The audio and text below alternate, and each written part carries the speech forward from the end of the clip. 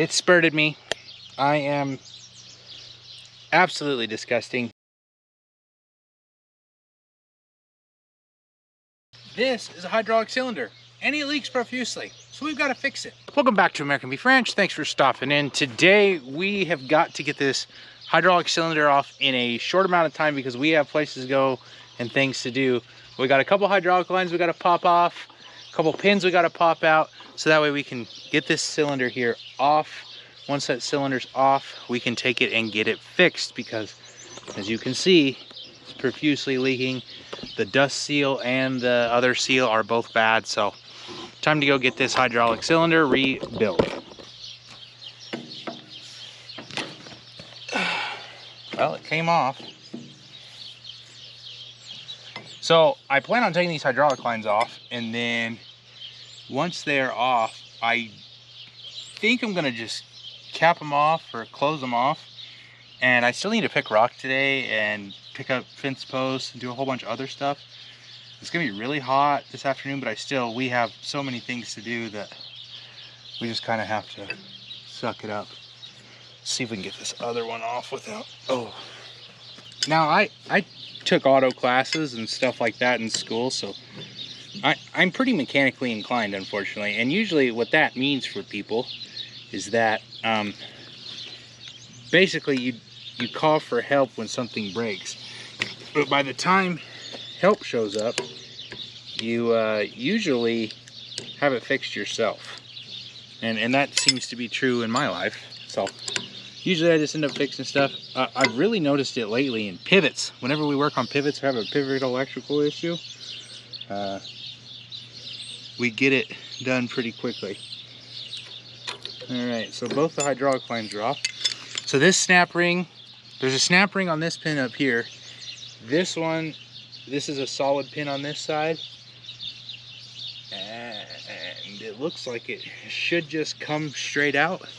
Not 100% sure. Let's walk around the other side. I do have a set of snap ring pliers. I don't think they're big enough. We're gonna have to do some investigating. I bet there's a snap ring here. It looks like there's a snap ring there too. So let me grab my snap ring pliers and see what we can get done. Yeah, so there is a snap ring here, and obvious, right in front of my face. And I'm hoping this backhoe's kind of worn out. No, come on. So I'm hoping, just because of it hasn't been maintained the best. It's kind of a thing that's happened on some farms. So we got snap ring washer. We can pound that pin out. See if we can get the other one.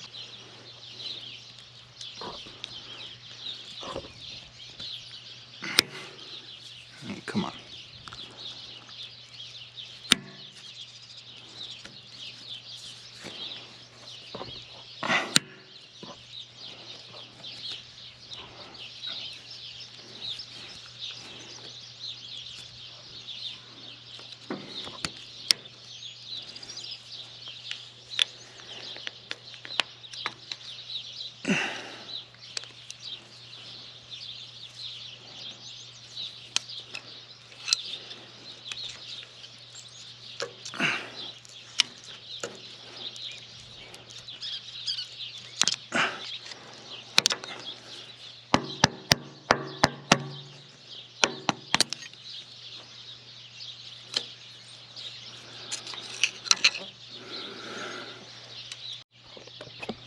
Okay, we got them both off. I mean, I'm pretty sure the only thing holding them on are these pins, so I'm gonna tap these pins and see if I can get them to slide out. And yeah, I put my earmuffs on because my ears hurt.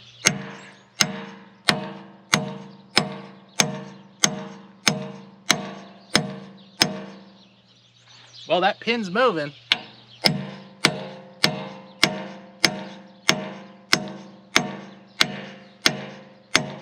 I'm gonna have to get a bigger hammer. Let's try this other one. I found a bigger hammer. Somebody's probably gonna say, you need a block of wood apparently there was another washer there. I found it. Minor detail.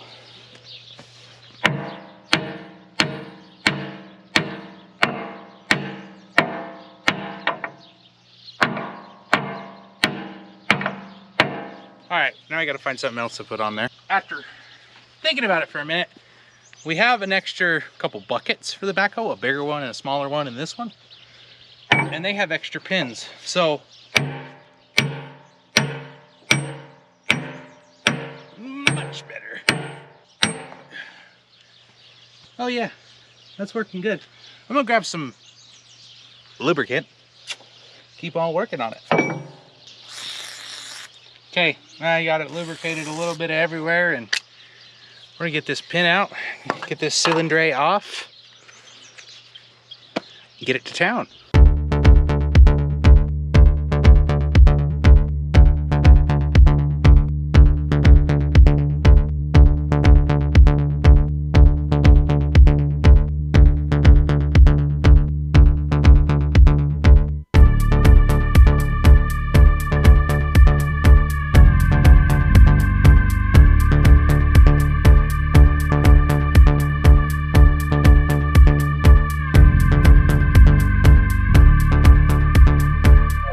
Both of the pins are now out. Wasn't too terrible. There was a lot of force still on this, and you guys can see I got a WD-40 can stuck in there. Now I think next part's gonna be the hard part. It's loose, but I gotta get this heavy cylinder up and out of this and into the bed of the pickup so that I can put it in the other pickup. Now it's all fine and dandy, but I'm by myself and I don't have any way to lift it, so this could get interesting. I think my plan is to back the pickup up right here, just so I have something else to stand on, and just see if I can use that spud bar or something to pry it up, use these other pipes to get it up out of the way, and then just try to roll it off into the bed of the pickup.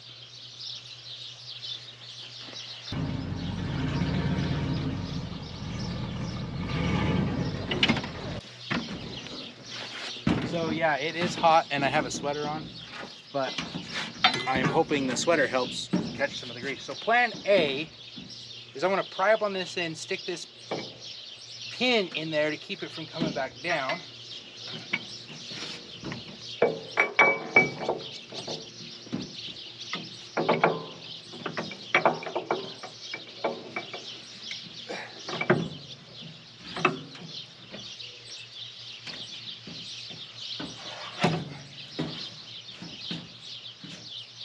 I wonder if I can just grab it. I'm strong. I have no idea how much this thing weighs. Oh!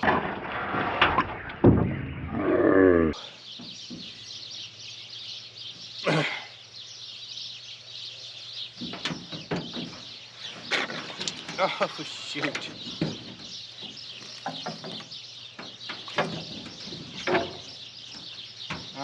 Yeah, that's nice.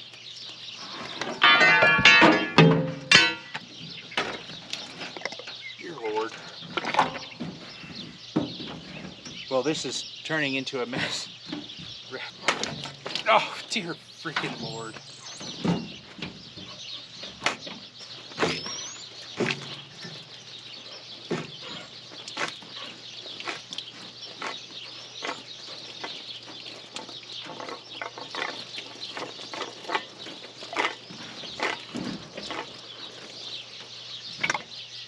Needless to say, I think these pants are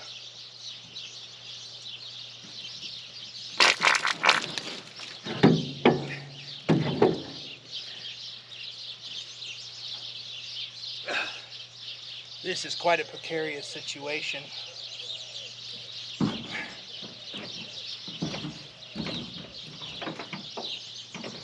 Oh.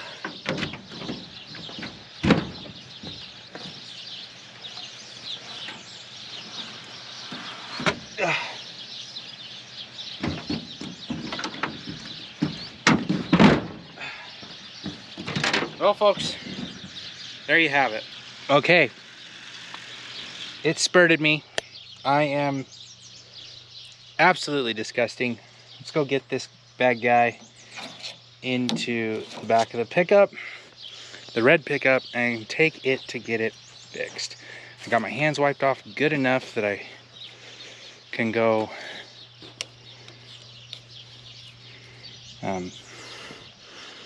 drive without completely covering stuff in grease and hydraulic oil. Awesome. Really? I lost the cylinder. I drove really slow, stupid. As soon as I turned the corner and come up the driveway. You know, I wish I was recording you when I just seen you set up your GoPro, drive, and then come back and then stop your GoPro. Well, I told everybody on the GoPro that I actually dropped the cylinder, and that's why I had to go back. And if you can't notice, I got pissed on by this hydraulic cylinder. Yeah, I noticed you got pissed on by the piston. Here.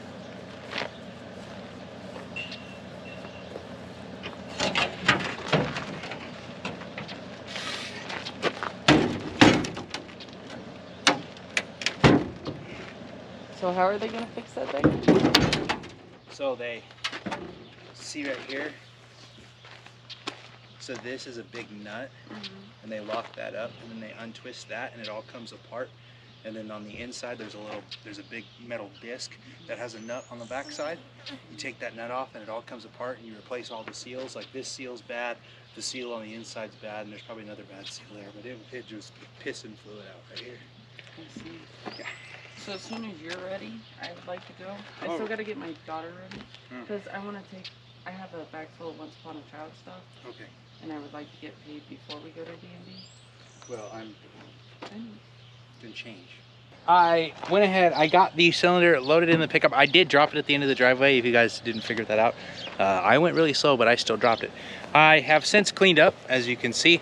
I have taken a bath in dish detergent, and I have a new cologne of Mobile 424 hydraulic fluid and Dawn dish soap, but that's besides the point. But something is going on in the field, and I want to show you guys and talk to you just a little bit about it and why we're getting it done, because it's really important to the success of the farm this year. So we'll show you that, and then we're going to run this thing to town. I got a couple other stops we need to make. So we are out in the big pivot now looking at the fourth tower. You can see there's a pivot crew out here. They've got it torn apart. The reason it's torn apart is it's in pretty bad shape. We got a super bent V-jack and a collapsed pipe, and I'll explain that more later. But anyway, it's caused this tower to have a pretty significant lean to the one side. You can see that there, and it's pretty low. Now we have it a lot straighter, looking a lot better, but also the arch in the tower is a lot better. So it's a little bit higher off the ground than it was before, and we feel a lot more comfortable this year going into corn season that we're not going to have a pivot fall down in the middle of the summer. So we had to make a quick pit stop, and we're looking at this Kraus disc. Well, because we're going to use it. We're going to use it to get some ground ready. So I wanted to stop and look and make sure that the tractor that we're using is going to have the correct pin for that. And it does look like it'll pin right in and be just fine. But I believe the owner told me, I believe it's 36-foot Kraus disc. I don't know the model number or none of that stuff, but it should help us cover some acres. With 36 feet though, we're gonna need some pretty good horsepower to pull it. And I guess you guys are gonna have to wait to see what is gonna yank this thing along. We may come pick this up today. We may come pick it up in a few days, but, oh, here's the model. Here's the model, $49.95 Kraus disc. Cushion gangs, scrapers. It's got one broken disc in the back, and one end disc is missing, but there it is in all of its glory. Several hours later, I have been to town a couple of times, ran stuff around, didn't get the hydraulic cylinder dropped off because the place that we took it to get repaired, they only have parts there. There are repair places at the other end of the valley, and they only move every Tuesday, Thursday, and I kind of want it before then. So Monday morning, today's Saturday, Monday morning, first thing I'll take it there. But anyway, I'm out at the pivot, and you guys probably just seen the handiwork those guys did on fixing that tower. I want to look at that too, but I came here to this spot because we have a booster gun here on this pivot, and it's never worked. And I don't know if it's never worked because somebody shut it off, or if it's a grandpa thing or what. So I'm just gonna do just quickly do a little investigating, go look at that tower, and then go move water and be done for the day, because it's hot and honestly the day is almost over anyway. Oh boy, it's been a while since I've crawled up on a pivot. Okay, so it looks like, let's first make sure.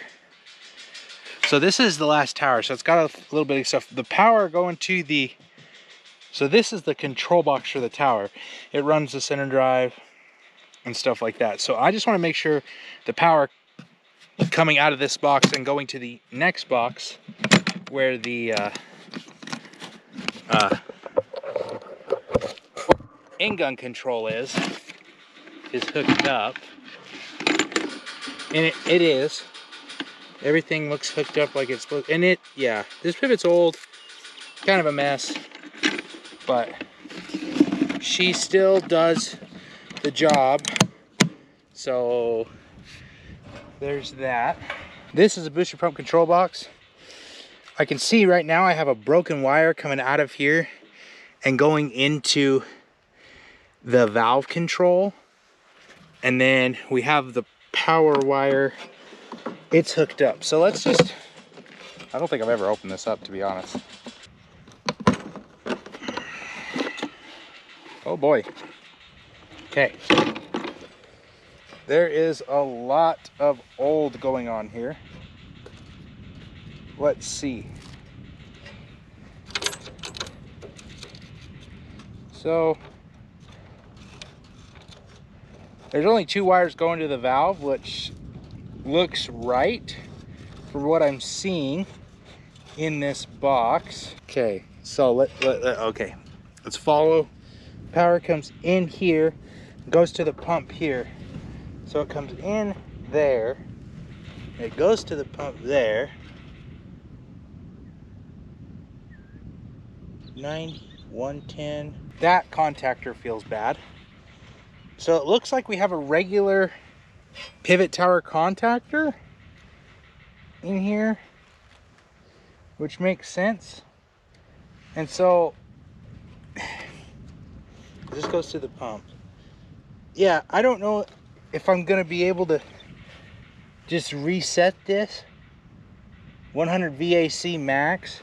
So basically there's a big contactor in here. So here's the large contactor, and it has basically an amp dial. So if you need more amps or volts, is it volt? One or the other. If you need more, you can turn it up. It's amps, and if you need less, you can turn it down by that little dial. And then this is supposed to reset it. It doesn't feel like it needs reset. So what I'm wondering is if somewhere in here something's unplugged so that it doesn't work. If not, this booster pump should work. And honestly, what I should do is I'll come back tomorrow. We'll take this cover off and we'll see if the wires are connected in there. Because the in-gun works, it's just only off my main pump pressure. And it would really help if this pump worked, because it would just push that water out there a little bit farther, a little bit cleaner. And I have the extra water to use this year, so we might as well use it. So I guess that's the plan. Let's go take a look at that tower they fixed, and then let's go move water. All right, here she is. This is tower number 4 on this 7-tower pivot. And I don't know if you guys can see, but there's really shiny bolts up here. So they took it apart up here. There's new bolts down here in some of the spots. So they went ahead and they fixed this tower. Now we still have a little bit of a tweak to it, but that's just because of that first pipe. It's a little bent. But beforehand, this was severely tilted, and it's because of a couple of things. One, because of some V-jacks that were bent, and I'll show you that. And then another because of where it mounts to the pipe was collapsed in. So if you can see here where the this is a V-jack, and obviously it's a V. It bolts up there to the pipe. Well, that where it bolts in was collapsed. And this one right here in the middle was severely bent and twisted, and so it was causing the whole tower to twist quite a bit. Now we still have a little bit of a twist in it because of that first pipe, but they went ahead And I'm pretty sure they replaced, there's 4 pipe, so they replaced 1, 2, 3 pipe, and pretty much anywhere it bolted to the pipe, there's new bolts, there's new gaskets and new bolts up there. They put the drops on for us, even though we didn't need them wrapped back up, but I mean, I didn't say anything to them. So the drops are back on, and they re-bolted, you know, new bolts. Everything here is pretty much new, and reattached it, new boot and all that stuff. So it looks way better. This tower looks way significantly better. It was probably a foot shorter over here in the middle because of how bad the shape these pipe were in. So that makes me happy. That makes me a little more relaxed about how this could turn out this year and how it should work. But anyway, I'm gonna move water, and you guys have seen that before, and you're gonna see it all summer long. So I think we'll leave you here. Thanks for watching American Beef Ranch. I'm gonna try to keep pumping these videos out for you guys, because the next 2 weeks are gonna be crazy, and we're gonna be going like hell. So, you know, stay tuned. God bless. Have a wonderful day. And does this brand new tire need air? Yes. Yes, it does. That brand new tire needs air. Thanks for watching. We'll see you next time at American Beef Ranch.